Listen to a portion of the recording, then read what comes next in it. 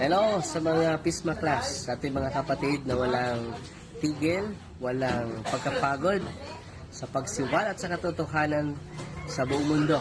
No? Sa daily reflection ninyo sa Ebanghelyo patuloy, kahit isa lang ang makikinig, maganda na yan. Dahil sabi ni Kristo, pagitan ni Apostol Pablo, bahagi ninyo yung natutunan ninyo. At sa pagbahagi ninyo sa natutunan ninyo, mailigtas nyo yung sarili ninyo, pati na ang iyong nakikinig. So, maganda yan. 1 Timothy chapter 4 verse 16. So, patuloy kayo, be inspired with the Holy Spirit, and receive always the grace of God. Because the grace of God can empower us. Amen. Fight, T. Maria. Tatak safety with a humble heart.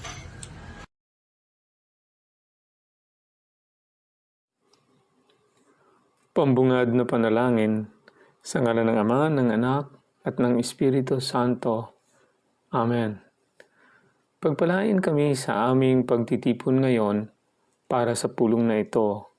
Gabayan mo ang aming isipan at puso upang kami ay magtrabaho para sa ikabubuti ng aming komunidad at tulungan ang lahat na iyong mga tao.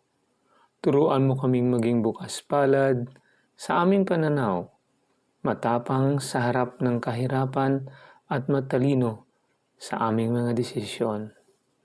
Ama, pinupuri ka namin magpakailanman. Amen.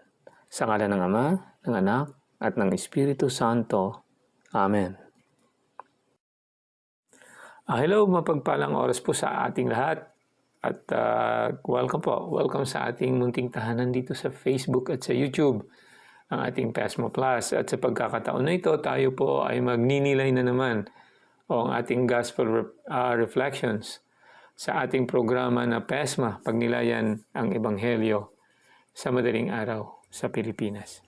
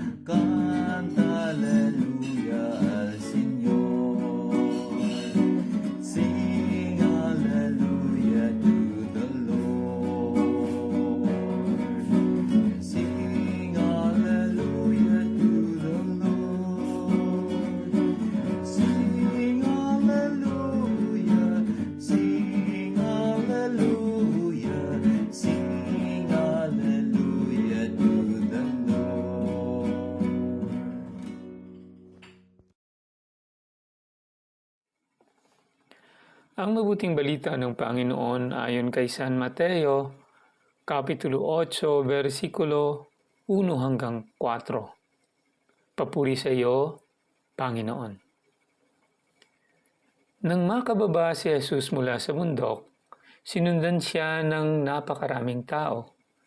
Lumapit sa kanya ang isang kitongin at lumuhod sa harapan niya. Ginoo, ang wika niya, kung ibig po ninyo'y ako'y iyong mapagagaling. Hinipo siya ni Jesus at sinabi, ibig ko, gumaling ka. At pagdakay nawala ang kanyang ketong. Huwag mo itong sasabihin kaninuman, bilin ni Jesus. Pumunta ka't pasuri sa saserdote. Pagkatapos maghandog ka ng haing iniuutos ni Moises, bilang patotoo sa mga tao na magaling ka na. Ang mabuting balita ng Panginoon. Pinupuri ka namin, Panginoong Hesukristo. Dahil po dalawa ang ating ebanghelyo ngayon, ako po'y magbabasa ng susunod natin na ebanghelyo. Ito po'y binabasa pag tayo po ay nagsa-celebrate o naggugunita ng dakilang kapistahan ni na Apostol San Pedro at San Pablo. Ang mabuting balita ng Panginoon ayon kay San Juan, Kapitulo 21, versikulo 15 hanggang 19. Papuri sa iyo, Panginoon. Nang muling napakita si Jesus sa mga alagad niya at nang makakain sila, tinanong ni Jesus si Simon Pedro, "Simon, anak ni Juan, iniibig mo ba ako ng higit kaysa mga ito?" "Opo, Panginoon, nalalaman ninyong iniibig ko kayo," tugon niya. Sinabi sa kanya ni Jesus, "Pakainin mo ang aking mga batang tupa." Muli siyang tinanong ni Jesus, "Simon, anak ni Juan, iniibig mo ba ako?" Sumagot si Pedro, "Opo, Panginoon, nalalaman ninyong iniibig ko kayo." Ani Jesus, "Pangalagaan mo ang aking mga tupa." Pangatlong ulit na itinanong siya ni Jesus, "Simon, anak ni Juan, iniibig mo ba ako?" Nalungkot si Pedro sapagkat makaitlo na siyang tinanong, "Iniibig mo ba ako?" At sumagot siya, "Panginoon, nalalaman po ninyo ang lahat ng bagay. Nalalaman ninyong iniibig ko kayo." Sinabi sa kanya ni Jesus, "Pakainin mo ang aking mga tupa." Tandaan mo, nung kabataan mo pa, ikaw ay nagbibihis sa iyong sarili at lumalakad sa kung saan mong ibig. Ngunit pagtanda mo, iuunat mo ang iyong mga kamay at iba ang magbibihis sa iyo at dadalhin ka sa kung saang hindi mo ibig. Sinabi niya ito upang ipakilala kung papano mamamatay si Pedro at sa gayoy mapararangalan niya ang Diyos. Pagkatapos sinabi sa kanya ni Jesus, "Sumunod ka sa akin." Ang mabuting balita ng Panginoon. Pinupuri ka namin, Panginoong Heso Kristo. At sa pagkakataon naman na ito, ako po'y magbabasa ng words of our Holy Father kung saan ibinasi niya ito sa Ebanghelyo naman ni Matthew, ang una nating binasa, Matthew chapter 8 verses 1 to 4. Basahin natin po ang pagninilay ng ating Santo Papa. This is Jesus' style with those who suffer, few words and concrete deeds. Many times in the Gospel, we see him behave in this way towards those who suffer. Deaf people, paralyzed people, and many others in need. He always does this. He speaks little and he promptly follow up his words with actions. He bends down, takes by the hand, heals. He does not waste time with discourses and interrogations, much less with pietism or sentimentalism. Rather, he shows the delicate discretion of one who listens attentively and acts with solicitude, preferably without being conspicuous. Let us ask ourselves today, do I know how to listen to people? Am I ready to meet with good requests? Or do I make excuses, procrastinate, hide behind abstract or useless words? In real terms, when was the last time I went to visit someone who was alone or sick? Everyone can answer in their heart. Or when was the last time I changed my plans to meet the needs of someone who asked for help? Ito po'y binasa ng ating Santo Papa sa kanyang Angelus noong 11 of February in the year of our Lord 2024. Yan po ang pagninilay ng ating Santo Papa. At sa pagkakataon na ito, tayo po ay pupunta na sa atin namang pagninilay. Ang una pong pagninilay sa araw na ito ay ibibigay natin sa ating brother, sa ating kasamahan na nandoon sa banal na lupa ng Israel. Kay Pesma Juban mula sa Haifa, Israel. Go ahead, Pesma Juban. Mapagpalang hapon, gabi, umaga sa ating lahat, saan man tayo naroon. Ngayong hapon dito sa bansang Israel ay ating pagninilayan ang Ebanghelyo ni San Mateo 8:1 hanggang 4. pagtawag at pag-asam at paanyaya ng ating Panginoong Hesus na tumugon sa kanyang kalooban, tumugon gaya ng pagtawag sa ating lahat na maging banal, gaya ng kanyang pagkabanal. So sa ating ebanghelyo ngayon ay ninanais ng ating Panginoong Hesukristo na tayo ay gaya na sa isang katungin, hindi lang sa kanyang pisikal na kagalingan, ay ang espiritual na kagalingan. Naalala natin sa banal na misa, lagi sinasabi ng ating mga mahal na pari pagkatapos ng misa na sa ating narinig na homily ng ating mga pari ay kailangan din nating ipalaganap ito at i-share ito sa mga hindi nakapagkinig dito sa ebanghelyo na ito. Dito yung pagtukon natin sa pagpapakabanal.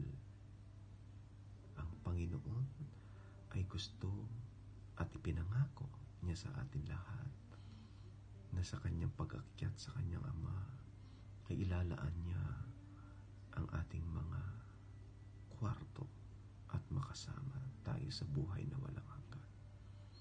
Ito yung mission natin kaya tayo nabuhay dito sa mundong ito. Nakakalungkot minsan yung mission hindi nila tinitignan ng mga kapatid natin.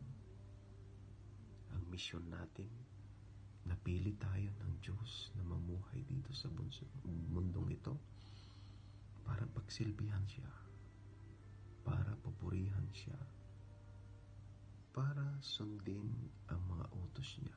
Pero ang hirap dahil lahat naman tayo ay nagkakasala. Sabi nga sa banal na kasulatan, mahirap makitid pumasok sa kaharian ng Diyos. Pero ito ay ating pinaghihirapan na maging banal. Ito yung pagtawag ng ating Panginoong Hesus na maging banal. Kasi kung hindi tayo maging banal, alalahanin natin na kahit nakatiting lang ang iyong pagkakasala ay walang makakapasok sa kaharian ng Diyos. So ninanais ng ating Panginoon na magpakabanal tayo. Mahirap, pero madali na rin. Bakit? Kasi nandito yung mga sakramento dito sa loob ng simbahan na nagpapabanal sa atin. Kailangan nating isabuhay itong lahat ng mga natatanggap natin ng mga sakramentong ito, dahil itong sakramento, lalo na itong sakramento ng kumpisal, ay ito yung walang hanggang pagmamahal, pagpapatawad ng ating Panginoon. At lagi tayong masaya. Kasi kung hindi tayo masaya, si taning ang nagiging masaya. Kaya dapat tayo laging happy kahit na ano nararating natin sa buhay. Ano man ang pagsubok, biyayang natatanggap natin. Lahat ialay natin sa Panginoon at maging happy tayo lagi. Be joyful. Yan ang laging sinasabi ng ating buting Father, Reverend Darwin Gidgano. Be joyful. Kasi kung masaya tayo, ano man ang pinagdadaanan natin, masaya ang Diyos. So, paanyaya na maging masaya at mabuhay sa pagpapakabanal, dahil ang misyon, sa huling misyon natin dito sa mundo, ay ang makapiling tayo ng Diyos sa langit. Paano natin tutugunan to? Sumunod tayo sa utos ng Diyos. Sumunod tayo sa utos ng simbahan. At mapagmahal tayo sa bawat isa sa ating mga kapatid. So yun lang ang konting pagninilay ko. Be happy, be joyful, be a saint. Magkikipagpaka tayo sa pagpapakabanal tungo sa kaharian ng Diyos. Amen. Maraming salamat, Pasma Juban, sa iyong napakagandang nilay. At huwag po natin kalimutan na palagi pong isama ang ating mga kasamahan sa Israel sa ating pong mga panalangin, sina Pasma Juban, Pasma Romel Jerry at Pasma Rona. At syempre ang lahat ng mga OFW natin na nandun sa Israel po nagtatrabaho, risking everything para po naman sa kapakanan ng kanilang pamilya diyan sa Pilipinas. So ang ating next na magninilay ay walang iba kundi si Sister Pesma Feli Kenkito from Hong Kong. Si Sis Feli po ay ang ating, siya po ang naglilid palagi sa ating mga rosaries. Invited po kayo na sumali sa ating rosary. Go ahead, Sis Feli. Okay, mapagpalang oras po sa lahat. Mapagpalang oras po sa aking mga kapatid na at kasama dito sa PESM Plus, sa aming munting tahanan at sa aming mga taga-subaybay at sumasama palagi sa amin dito sa aming munting tahanan sa PESM Plus. Mapagpalang oras po sa lahat sa inyo. Ito muli tayo, ating pagnilayan ang salita ng Diyos na isinulat ni San Mateo sa Kapitulo 8, verse 1 to 4. Ang pagpagaling ng Panginoong Hesus sa taong may sakit na ketong. Let us imagine po how this scene when these lepers asked Jesus to heal him. Noong mga panahon na yun kasi bawal lumapit sa taong may ketong ang mga taong ika nga kagaya natin, bawal silang lapitan. Otherwise, kapag napalapit ng konti, sila din ay feeling nila may sakit na rin silang ketong at dapat na rin iwasan ng lipunan. So isipin mo yung ganong eksena. Pero hindi siya nilayuan ni Jesus, no? His faith. Pag nilayan po natin ang Ebanghelyo today po, nangangahulugan lamang na our faith can heal us. Katulad ng gamot ni Jesus sa taong may sakit na ito. But then, dapat mayroong pagpakumbaba, humility, and His humility before God. Nang sabihin niyang, kung ibig mo na ako'y pagalingin at ako'y linisin. Yun ang nagpantig sa puso ni Jesus. Can we imagine the crowd at that time kung paano nagsipaglayo nang makita o narinig ang sigaw ng tao na may sakit ng ketong na ito? Pero sa Jesus, pinakita ang kanyang pagmamahal sa taong yun. Itinaas ang kanyang kamay at hinipo ang may sakit dahil ibig niyang ito ay gumaling at linisin.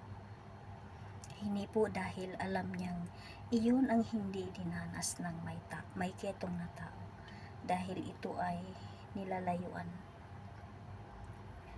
At ginamot ito hindi lamang balat, ang sakit sa balat, kundi ginamot siya ni Jesus soul and spirit.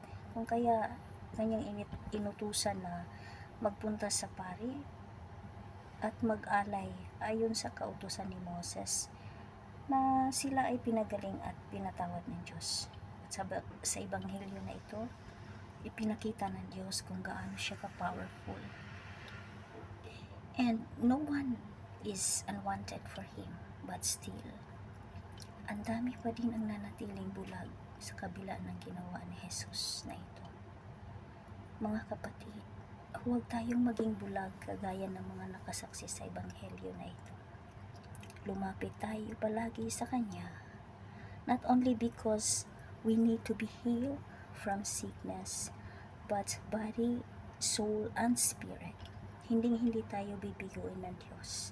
Magtiwala at maging mapagkumbaba palagi before Him. And let us always say, Thy will be done, Lord. And let us always praise God for this good news. Let us pray. God, we praise you. Jesus, we praise you for being willing to make us clean. And we pray that you would transform our wills to be like yours, that we might live to see other people to experience your cleansing power and love. In Jesus' name we pray. Amen. Yun lamang po. Mapagpalang oras po uli sa lahat. Let us always pray each other. Stay blessed and be a blessing. Okay, thank you so much sa iyo, Sis Feli, at maraming salamat din sa inyong lahat. Hanggang dito na lang muna tayo. Thank you sa patuloy ninyong pakikinig, pagsusubaybay, at pagsusuporta sa ating channel. Huwag mong kalimutan na mag-like at mag-share para naman po matulungan ang ating channel na lumago at maikalat din po natin ang magandang balita. So hanggang sa susunod po, ito'y si Rex from Chicago. May God bless and keep us through Jesus Christ, our Lord and Savior. Amen. Manalangin po tayo. Halina sa aking piling, tinatawagan ka, banal mong presensya, Espiritu, banal manahan ka, Espiritu, banal lumapit ka. Prayer for the indwelling of the Holy Spirit. In the name of the Father, and of the Son, and of the Holy Spirit. Amen. Holy Spirit, powerful consoler, sacred bond of the Father and the Son, hope of the afflicted, descend into my heart and establish in it your loving dominion. Enkindle in my tepid soul the fire of your love, so that I may be wholly subject to you. We believe that when you dwell in us, you also prepare a dwelling for the Father and the Son. Deign therefore to come to me, consoler of the abandoned souls and protector of the needy. Help the afflicted, strengthen the weak, and support the wavering. Come and purify me. Let no evil desire take possession of me. You love the humble and resist the proud. Come to me, glory of the living, and hope of the dying. Lead me by your grace, that I may always be pleasing to you. Amen. In the name of the Father, and of the Son, and of the Holy Spirit. Amen. Espiritu, banal